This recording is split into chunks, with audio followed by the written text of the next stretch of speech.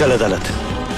दुनिया की कोई भी ताकत तुझे अदालत पहुंचने से नहीं रोक सकती। मार डालो मुझे मारकर तुम अपनी पिता की मौत का बदला तो जरूर ले लोगे, लेकिन मेरी वजह से जो दाग उनके चरित्र पर लगा है वो तो वहीं मिटेगा, उसी अदालत में जहां वो लगा था।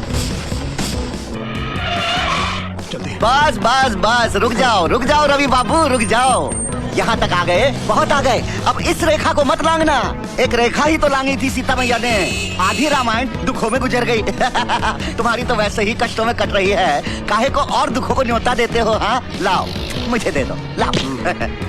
बात रामायण की करते हो और इतना भी नहीं जानते कि जब रावण को जलाया जाता है तो उसके साथ साथ कुंभकर्ण और मेघनाथ भी जलकर खाक हो जाते हैं। पता था मुझे, पहले से ही पता था कि अच्छी तरह से समझाने पर भी नहीं ना समझेंगे आप, इसलिए दूसरा बंदोबस्त भी किया हुआ है। हेलो, लीजिए सुनिए, अपनी पूजा बिटिया की प्यारी प्यारी आवाज सुनिए, सुनो। हेलो बेटा। और बच्ची को कभी नहीं, अगर बच्ची को कुछ हो गया तो छोड़ूंगी नहीं मैं तेरे को। आई शाबाश। मुझे रोती नहीं। अब यूँ समझ लो कि अदालत में जाके आपने बैग खोला नहीं, कि आपकी पूजा बिटिया आई है।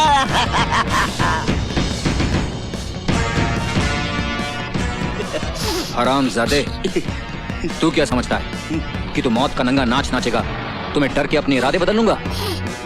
You bastard.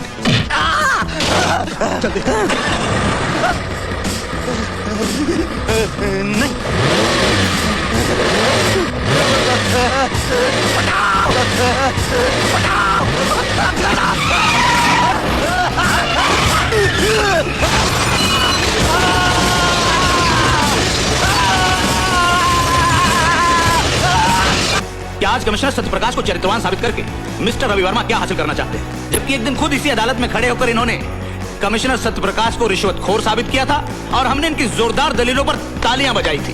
काश आपने वो तालियां नहीं बजाई होती। काश जिसे मैंने पहली बार झूठ को जिताया था और सच को हराया था, लोगों ने तालियों के बजाय मेरे मुंह पर थप्पड़ मार दिए होते तो आज नौबत नहीं आती। और तो ये आम बात है मिलॉर्ड कि झूठ बोलने वाले को ताली मिलती है और सच बोलने वाले को थप्पड़। और उस दिन यही हुआ था मिलॉर्ड। उस दिन मेरी झूठी दलीलों को सुनकर लोगों ने वाह वाह की थी और उस संत जैसे आदमी पर पत्थर मारे। और वो उधर जो मेरी मां बैठी हुई ना जज साहब, उसने मुझसे कहा था कि उस देवता को पत्थर मारने वाले हाथ लोगों के नहीं थे, मेरे थे।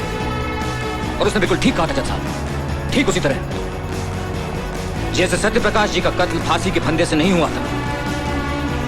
उस कत्ल के असली मुजरिम वो थे जिन्होंने फंदे बनाने वाले हाथों को खरीद कर उनका खून करने के लिए भेज दिया। भाषण बहुत हो गया मिस्टर रवि वर्मा। अगर आपके पास कोई नाम है और उसके खिलाफ कोई सबूत है तो पेश कीजिए, वरना खामखा अदालत का वक्त बर्बाद मत कीजिए। हाँ है, मेरे पास हर वो सबूत है। लीजिए उनके सारे काले कारनामों का कच्चा चिट्ठा मैं आज अदालत के सामने पेश करता हूं।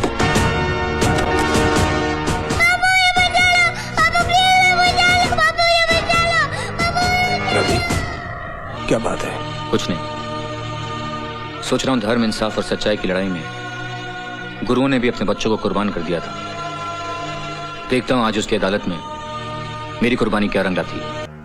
क्योंकि इस अदालत ने कमिश्नर सत्यप्रकाश जैसे नेक, सच्चे, ईमानदार इंसान के चरित्र पर दाग लगाया।